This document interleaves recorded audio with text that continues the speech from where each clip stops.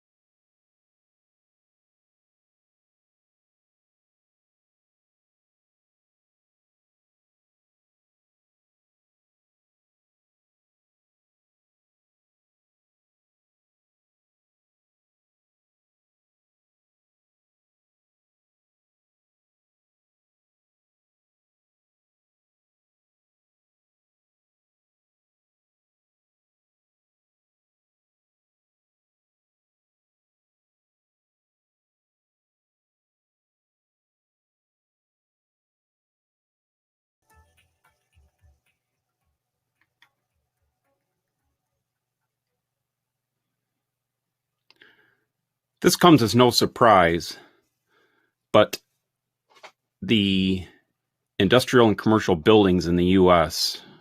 are surely out of date.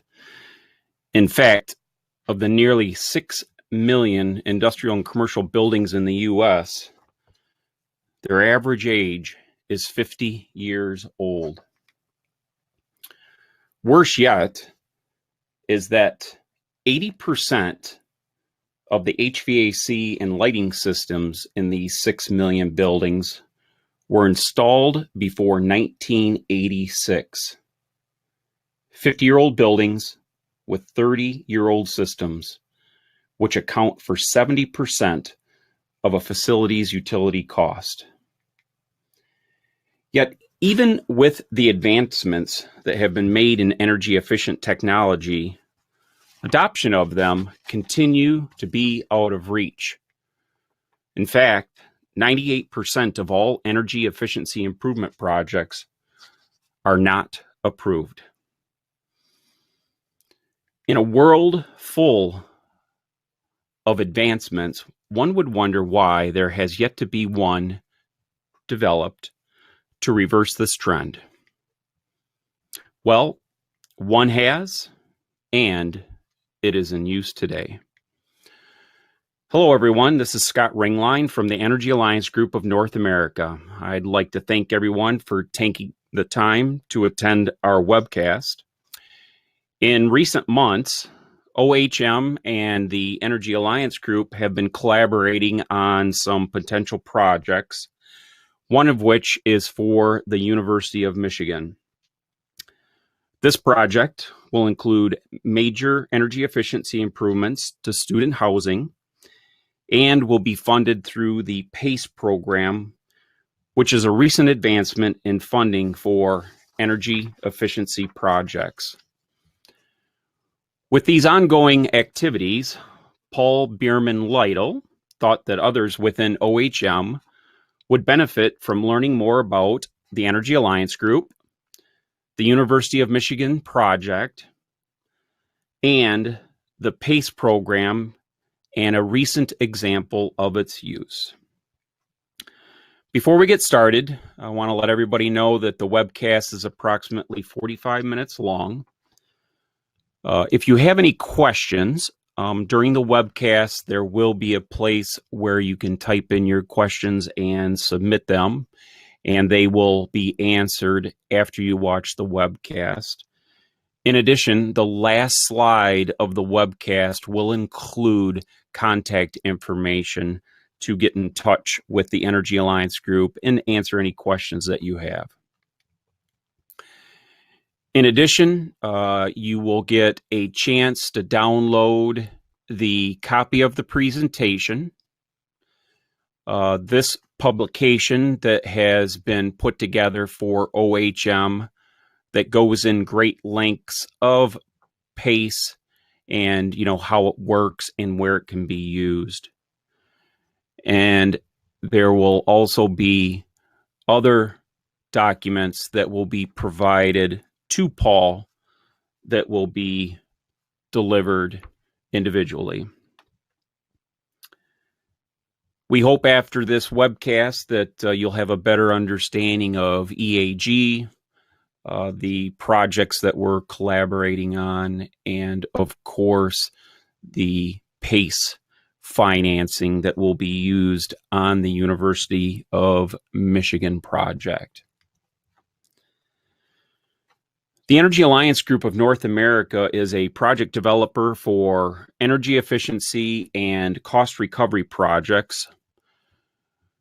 Currently, there are offices located in Michigan and Ohio, and through these offices, projects are supported across the United States.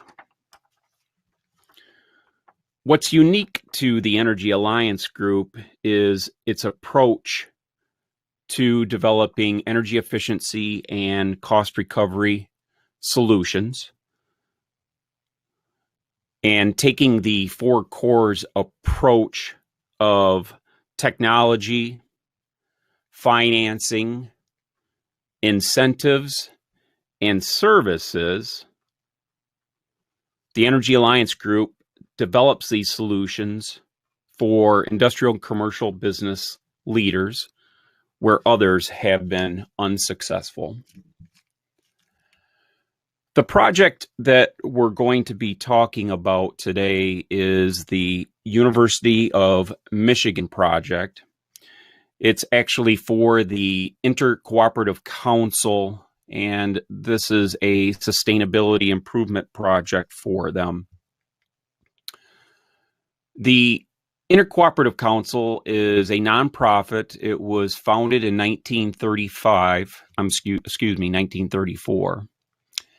And it is student-owned and operated housing. So the students actually own it and operate it. There is a staff, an executive administration staff that's paid to assist doing the bookkeeping and major maintenance. They have approximately 20 facilities around the University of Michigan campus and throughout the city of Ann Arbor. In 2015, the Energy Alliance Group was retained to develop energy efficiency and cost recovery solutions for their facilities. So this is a long-term contract, and there will be a lot of opportunities and challenges to move forward with all the facilities that they have. The first project is the Escher Hall, which is the largest facility that the Intercooperative Council has. And this is the project that we will be working with OHM on.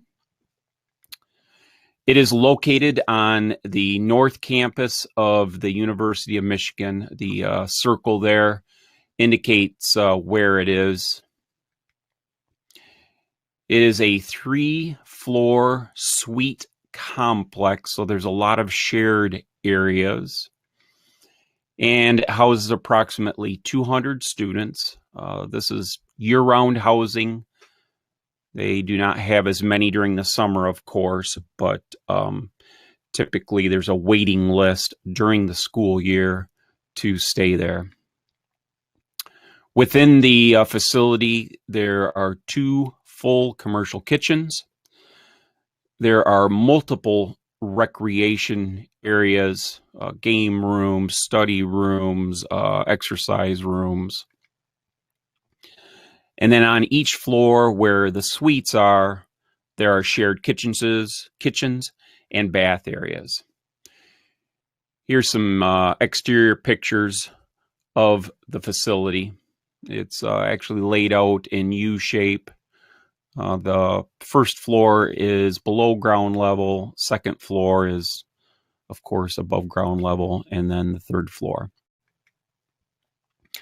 The goals of the project primarily is to improve the buildings and improve the energy efficiency with a focus on reducing their utility cost, conserving water, and integrating renewables. What's most important is that we achieve a positive savings to investment ratio, meaning that the savings will offset 100% of the cost, and that there will be little or no out-of-pocket cost incurred by the ICC.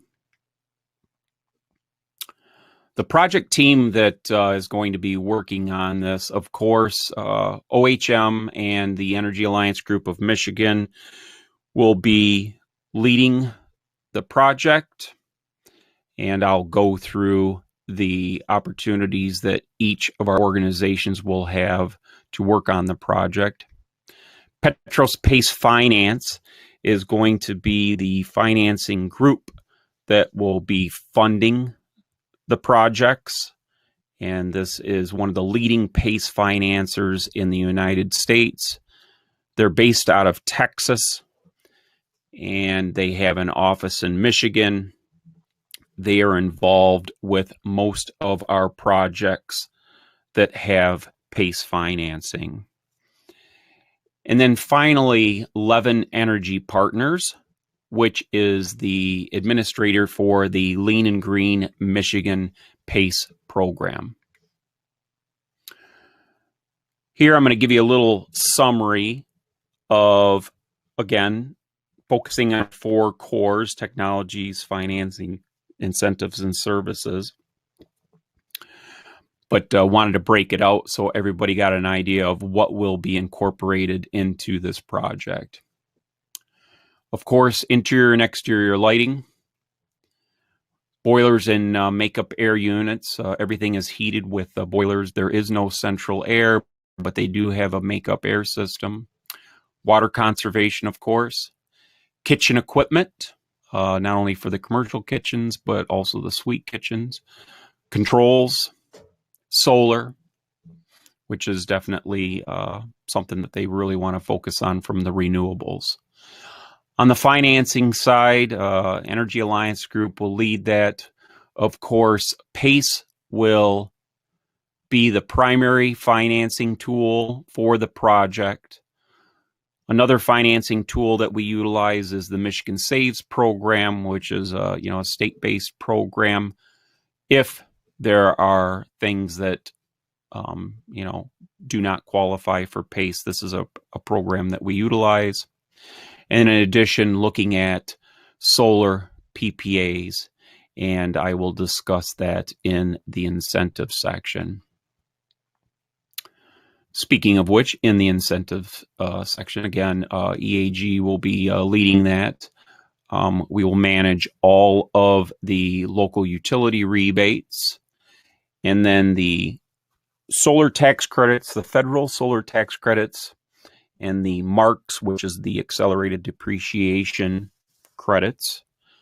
These will all be managed and taken advantage of through a PPA, which is a power purchase agreement.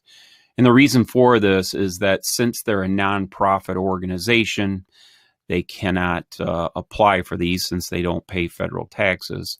So what we do is we bring in a PPA provider that will take on the project, but they get to take the incentives and credits and depreciation and then lower the cost of the system for the customer.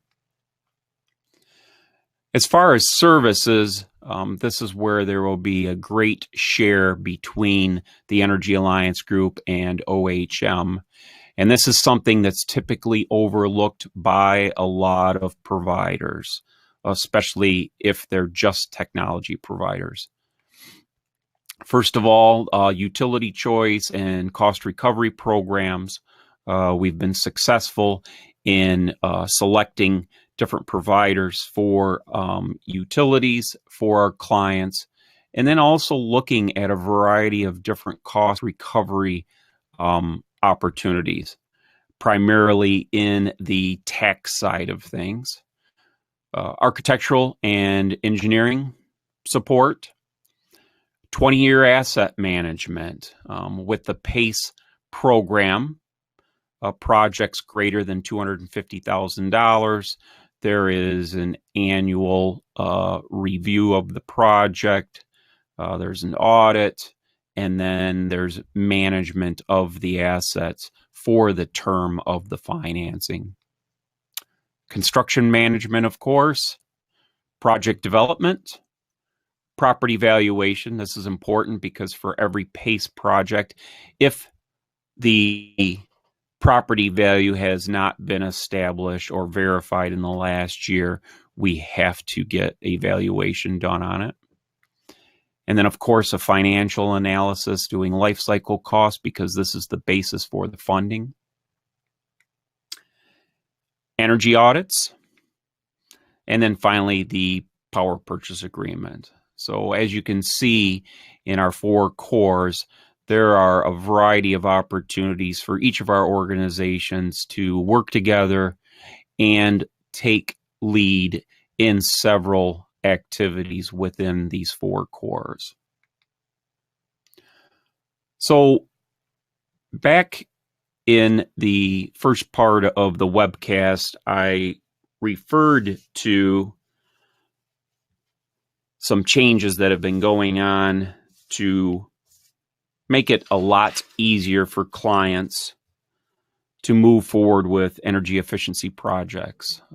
It's definitely a paradigm shift in how projects are looked at and funded.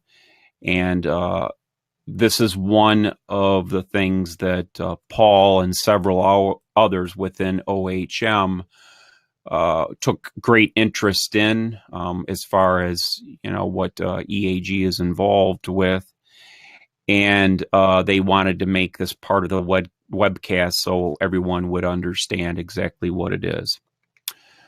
So PACE project financing, this is one of the financing tools that we have access to. The Energy Alliance Group is a approved project developer for PACE.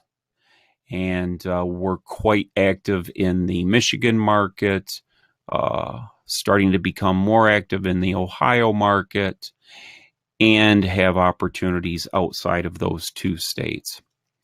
PACE stands for Property Assessed Clean Energy, and it's a project financing tool. So what is PACE? I'm going to talk a little bit about that. It is specifically a financing program for energy efficiency projects, water conservation projects, and renewable energy projects. These 3 types of projects are the only projects that the financing can be utilized for. So how does it work? First of all, it's granted through a voluntary property tax assessment. So the tax assessment is accepted by the owner of the property, so it's voluntary and it goes against the property itself. It's non-recourse because, again, it's against the property, not the property owner. So it's secured by the property, and that is why we need a valuation of the property, because the amount that can be funded is based on property value, among other things that we'll talk about. And back to being non-recourse and secured by the property, there's no personal guarantee needed by the ownership. So it mitigates the owner's risk in regards to moving forward with these types of projects. In addition, it's a state law. So it's adopted at the state level. It's a piece of legislation. In Michigan, it's Public Act 270. And then again, for every state, there is legislation. However, the state does not get involved in property tax assessments and collecting taxes. So once a state adopts it, it then has to be adopted locally. And basically, they go through the same thing. There's a piece of legislation that's put on record, it's voted on and approved, and then it becomes a PACE district. And this could be a county, a city, or a township, but it's the taxing entity that becomes that district. The foundation of the PACE program has existed for a very long time. So property tax assessments, the mechanism has been around since 1736, and we're all familiar with it because it's used for water projects, sewer projects, building public buildings where we do millages.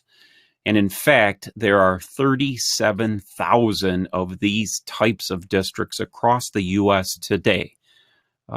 We have seen where they're being utilized to put in new sidewalks, everything. So the foundation and the structure of it is not new. It's just being utilized in a new fashion.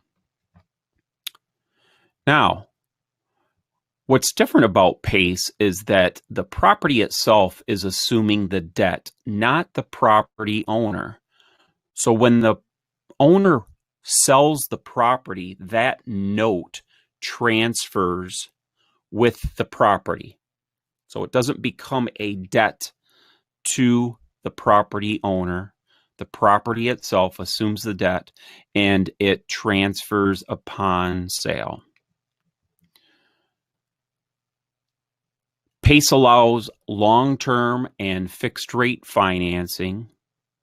We have seen in some states they'll go up to 30 years for assets that have a long life, like geothermal, which is one of the technologies that we are involved with, and fixed rates.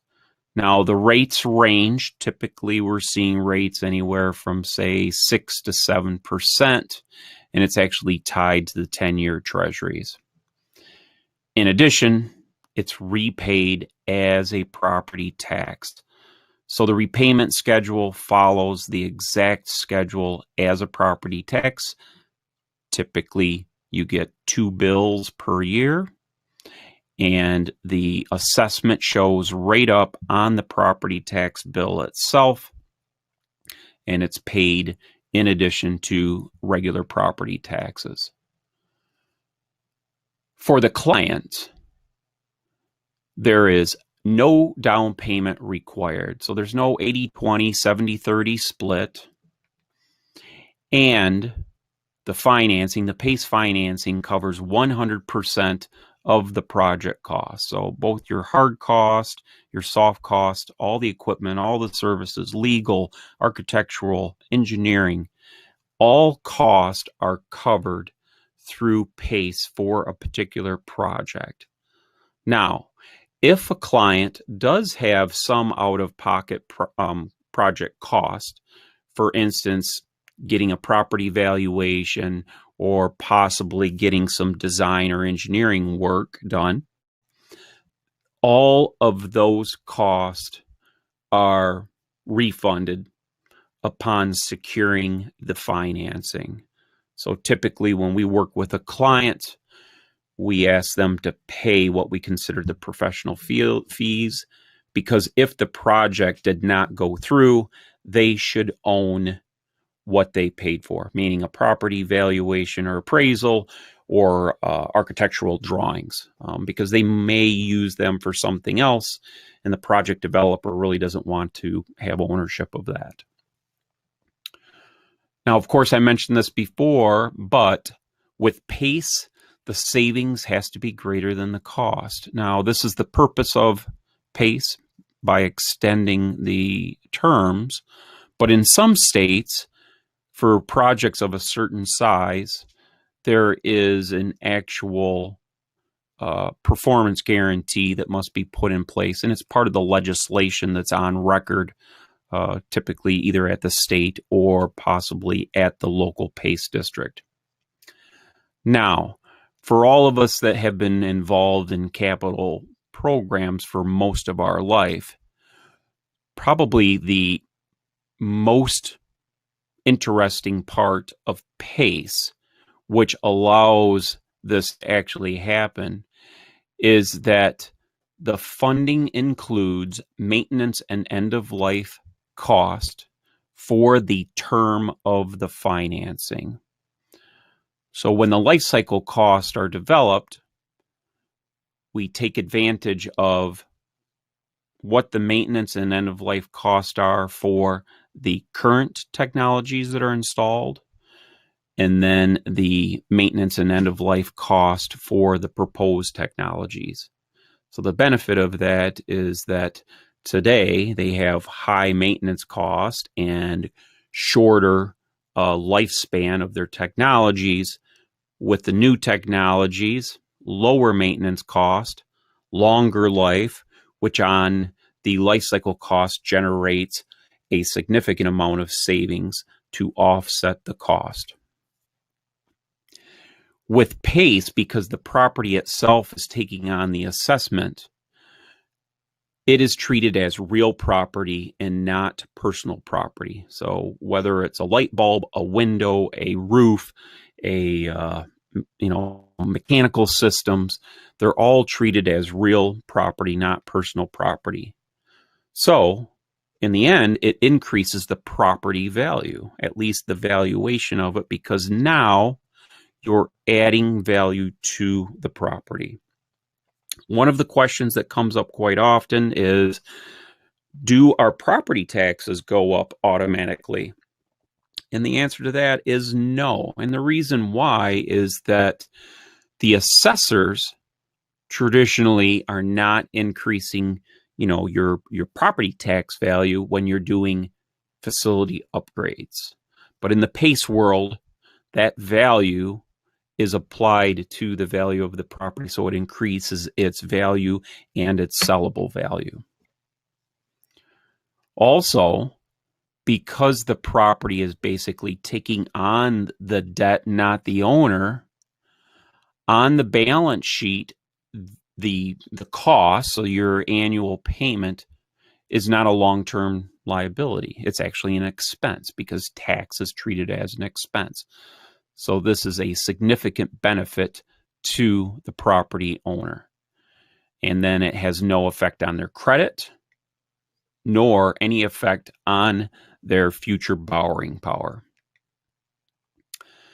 Then as far as the incentives are concerned, there is no effect on the incentive. So they still qualify for any of the local utility incentives.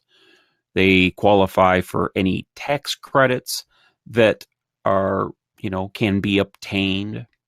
And then on depreciation, and this is probably one of the primary questions that's asked, by the financial people is, typically when we upgrade our facility with a large capital outlay, we're able to depreciate that over a certain period of time. We're not tax specialists, and what we encourage our clients to do is to discuss it with their financial people to look at the pros and cons of depreciating these pieces of capital. PACE has been set up to truly be an off-balance sheet program. And again, because it's not considered a debt, it does not show up as a liability. So where's PACE? It originated in California back in 2009.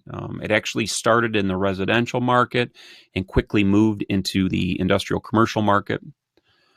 There are now currently 33 U.S. states and the District of Columbia that participate in the program. Not every state is active because even though legislation has been adopted at the state level, some states have yet to establish PACE districts and the administration for the program.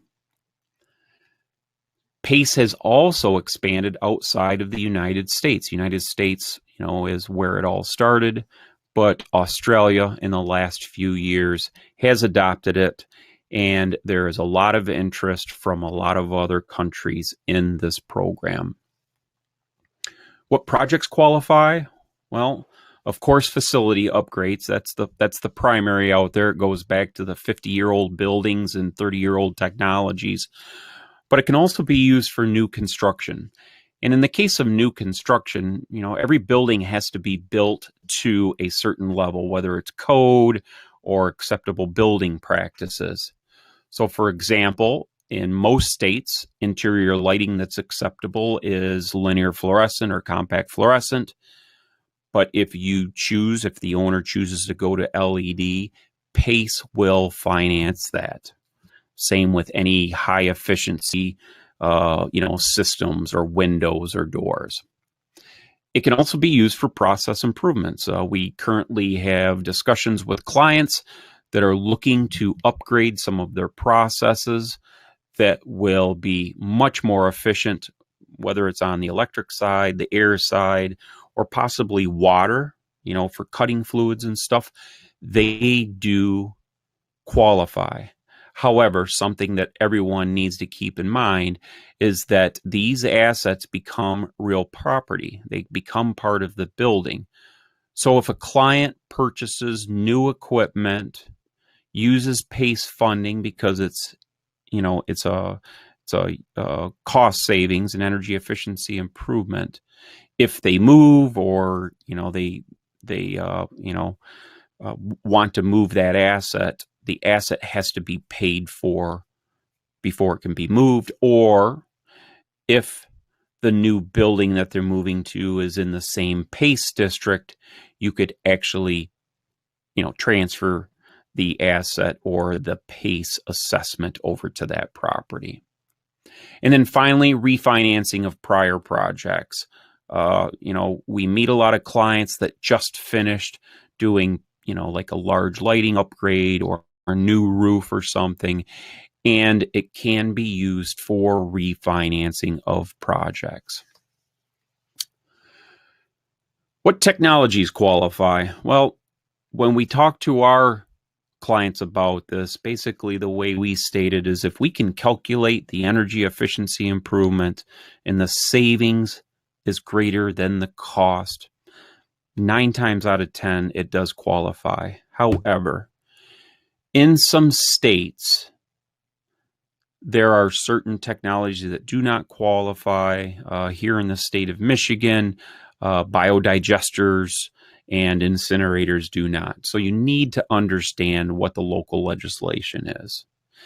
In addition, with PACE, because it promotes taking a holistic approach to improving the facilities and doing more than just one single upgrade, it allows developers to bundle technologies and equalize payback periods. So for instance, high-speed doors, we know that they're going to save heating and cooling costs because they're going up and down much quicker, but they're very expensive and they do take a considerably long time to pay for, sometimes outside of the PACE term. However, you combine that with, say, lighting or a compressed air upgrade, and now you take the high-speed doors and you combine that with the other technologies, and the increase in savings basically equalizes the payback periods. And in fact, with PACE, there is no payback period, which I will talk about later on. Who funds PACE? Well, it varies state to state, so you have to understand, what the legislation is for each state or each district. But there are 4 primary ones. First and foremost are bonds, and typically these are bonds that are raised by a financial institute or like the state of Ohio, their port authorities are raising the bonds and then PACE borrows out of it. Self-funding, those companies that actually have cash, they can become the PACE financer. Now, what's the advantage of that? Well, it's a way to generate wealth. They can set the interest rate at whatever they want, and if they sell the property, they are still being paid by the next property owner. and it's secured by the building. If the current owner goes default, that still has to be paid because it's a tax. It's a property tax. Just like property tax, when somebody buys a building that went in default, they have to pay whatever's due, not the entire balance, but the past payments. Private equity is one of the leading funders. That's primarily who the Energy Alliance Group has been working with. PACE is a private equity firm. They're managing large 401k and pension funds. They're looking for long-term, fixed-rate, secure investments, and PACE provides that. And then finally, traditional funding. There are some banks out there, some financial institutes that look at PACE, but their underwriters are, let's just say, risk averse. So typically the terms are shorter. They'll do maybe 5 or 10 years, and then the amount is smaller. But these are the primary funding agencies for PACE projects. Now, everybody wants to know, hey, that's great, but how much money is available? Well, typically, you get access to approximately 20 to 30% of the PACE fair market value. So what does that mean? Well, it's based on the property value. So that's where you begin to establish how much can be borrowed. It's also based on your loan to value. So if you have a mortgage, you have, an increased loan to value. So typically you're only going to get about 20%. Without a mortgage, you can go up to 30%. Also, it depends on your annual energy spend. Remember, even if you have a property that's worth, a lot, you have to have an amount of energy spend that you can reduce to pay for the cost of the assessment. And then finally, the last two is the percent of value by the lender and the percent of value by the PACE district. So we talk about this 20 to 30% range. We talk about loan to value. The lenders and the PACE districts are setting that. They're establishing that because these are state-based. It varies with every state and every district. So when we get into pre-qualification outside of states that we normally work in, certainly we want to understand what the rules of engagement are. So to give a little more clarity on this, I'm going to show two examples.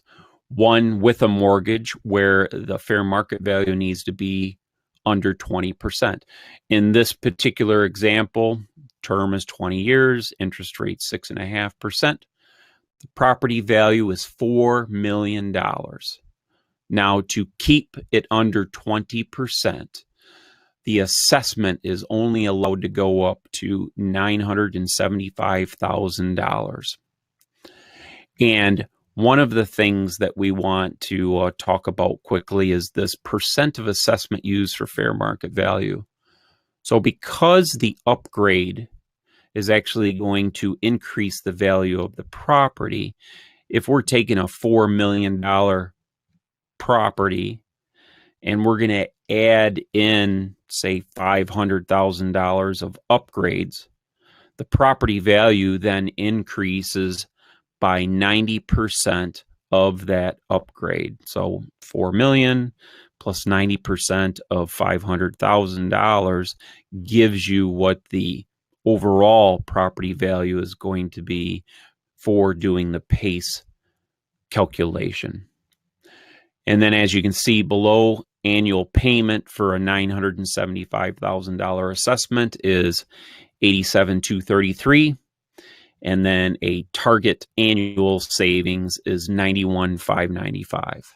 And this is approximately 5% greater than the annual payment. Now remember, just the energy savings has to be greater than the cost, meaning the ratio has to be greater than 1. So if the annual savings was $87,234, it would qualify. In the case of no mortgage, as I referred to, we can go up to 30% of the fair market value. And what I wanted to show here is that there's a significant increase in the assessment amount. And, of course, the annual payment and annual savings is going up. So with an assessment amount going up to $1.65 million, your payment in savings are going to increase significantly. And that's why I made the point about the amount of energy spend that a company has and the value of the property. They go hand in hand. Who qualifies for PACE? Well, of course, the property has to be in a PACE district.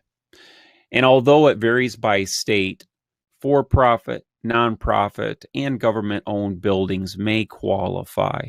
Again, because it's a state program, the rules are going to be different. In most states, government-owned buildings do not qualify. However, if the government agency is actually leasing the building, then the owner on record is not the government, and they can actually take on the assessment. In fact, the first PACE project done in the state of Michigan was for a government agency. The building was owned by someone in Texas. It was a triple net lease. So the government agency pays, all the utilities, all the taxes. So the owner in Texas was able to upgrade his property, but yet all of it's paid for by his tenant. Businesses must be in good standing, and very, very important to the lenders, not being delinquent on mortgages or property taxes. And I mentioned this briefly before, but the total loan to value has to be less than 80%. This would include a mortgage, any other liens against the building, or the property's being used for collateral, and it would include the PACE funding. Now remember, the property value is actually going up by a certain percentage, 90% of the amount that's invested. So if you're already at 80%, it doesn't mean that you're already disqualified. It just means that quite possibly you're not going to get as much as you would like. Now, with that said, there are some lenders out there that go above the 80% mark. We actually have a relationship with one of the PACE lenders that'll go up to 95%. However, as I stated, it's also established by the local taxing authority. So even if a lender will go up to 95%, the PACE district may only allow an 80% total loan to value. So why use PACE? Well, this comes up very often. How does PACE compare to everything else out there? We have the ESCOs, the loans, the grants, the bonds. They're all good financing mechanisms. And I'm not going to go through every one of these points, but I want to highlight a few. First of all, PACE is non-recourse. Remember, it's placed on the building. The building itself takes the debt. The only other one that's like that is a grant. And why is a grant non-recourse? Well, typically it's free money. It's not required to be paid back. ESCOs, loans, bonds, they have recourse. Personal guarantee, again, PACE. It's on the building, not on the owner, where the rest of them, with the exception of grant, there is some type of personal guarantee that's required by the owner of the property. Auto transfer upon sale. Same thing. Property's taking on the assessment. It transfers with the property, not under the property owner. So other than a grant, ESCOs, loans, bonds, the property owner is responsible for that debt or that financing for the project. New construction. Typically, ESCO is not getting into new construction. PACE allows it. Loans, grants, and bonds, of course, can be used for it. Refinancing. PACE, yes. ESCO, no. Loans, yes. Grants, no. And bonds, yes. And then shared savings. With PACE, everything is done up front. So there is no shared savings. You're not trying to predict what's going to happen in the future, which becomes an issue with ESCOs, because as they move out in the future, if the model changes, there has to be renegotiations of the contract, or, God forbid, the property owner goes out of business. Now they're sitting in a courtroom litigating how is the ESCO going to get their money back for the next 5 or 10 years of the contract. Remember, with PACE, it's a property tax. The annual payments just continue to accrue, just like property tax. And when the new owner comes in to buy that property, the only thing that they have to pay for is the accrued payments, not the physical principal balance, because the principal balance, it's the assessment. You continue to pay it throughout the term. So, all great stuff, right? Does it work? Well, of course it does. Since 2009, there's been 757 projects completed throughout the U.S. A lot of jobs have been created, and a lot of money has been invested. And this is just not on the, industrial commercial buildings. It's across retail, industrial, nonprofit, multifamily, agriculture, a lot of different sectors, and growth is expected, of course, because it's not being used a lot, and most people are not even aware of it. So part of what we do and what others do is educate first. Resources. Where do you go to find out more about this? 2 sites, the Desire site, which is basically run by the Department of Energy, and it's managed by the University of North Carolina. State by state, you can go and look at all the incentives, tax credits, renewables, you name it, it's all on there. The second one is PACE Nation. Now, with PACE Nation, they are a nonprofit that are located in Washington, D.C., and they track everything PACE. So you can go to their website, you can look at, what states have PACE, what legislation was enacted. There's case studies out there. There's a lot of information about why PACE is a good choice over a lot of other programs out there. Now, as we start to wrap up things, we were asked to present a case study where PACE has been used to actually show the financial aspects of it. This particular project we just closed on in December of this past year, and it's for a multifamily property in Saginaw, Michigan. It's a historical building. It was built in 1929, all original equipment. Original windows, original roof, original boilers, just a lot of original equipment. The property itself is worth $1.2 million. The owner had an appraisal done within the last year, so there was no property valuation required. We just used the appraisal. He has $1 million mortgage on it. So 80% LTV, absolutely no equity. So for him to go out and use that as collateral for traditional financing, he was not able to do it. So he could not leverage the property to go out and get traditional financing. His first priority was building envelope. 1929 single pane windows, lots of loss, huge utility cost. And originally, before we met him, the owner that is, he had planned a 20-year window replacement. So there's, 281 windows. He was going to replace 14 a year over a 20-year period. What we did as the project developer, the Energy Alliance Group as a project developer, we secured close to $300,000 in PACE financing. The owner incurred no out-of-pocket cost, and we were able to get 20-year term at 7% interest rate. And here, the bottom chart here is kind of a breakout of what the costs were associated with the project, because everybody wants to know how everybody's getting paid. So construction cost, $255,000, project development cost, close to 28, and then all the administration fees, closing costs and everything were a little over $15,000, rolling up to $299.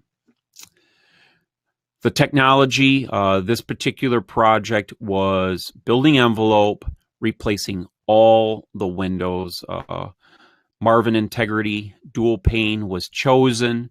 One of the reasons why it was chosen, it was very close from a historical standpoint, because it had to be approved by the Historical Society, and there's 281 of these. The incentives, going back to our 4 cores, the property owner will most likely be approved for EPACT, which is a federal tax credit program, and then cost segregation, historical, abandonment, and repair and maintenance, R&M, tax credits and incentives. These are all federal government, IRS based. We have a division that this is all they do. And again, this is one of the value points that we bring to our clients that are not even part of the PACE financing. These are things that we assist our clients with to recover additional cost, to put money in their pocket. And as far as the integrated services, utility choice, huge gas user, natural gas user, and here in the state of Michigan, they have a choice on who they buy it from. So we do the research and find a better price for that. Of course, we did the project development. There's a 20-year maintenance and or measurement and verification period, because it's over $250,000. All the financial analysis was done and the energy audit. So a lot of these integrated services we were involved with. Now this is a little eye test, so you're going to have to get a little closer to the screen. But this is the life cycle cost analysis that was completed. Now this is a summary. Of course, there's literally pages and pages of detail and breakout for every single year for both current technology and proposed technology. But the most important thing to see here is that there was a return on investment every single year. And that's the purpose of PACE, is that because of how it's structured and the ability to take advantage of not only the energy savings, but also maintenance savings, end-of-life replacement savings, and getting terms of 20, 25 years, it's easy or easier to achieve a return on investment in year one. So there is no payback period. There's a return on investment year one. The client has not taken any money out of their own pocket to do this. So the savings, this net savings that they incur, is going into their pocket from day one. Here's where the net reductions were actually, achieved. Utilities, 31%, maintenance, 31%.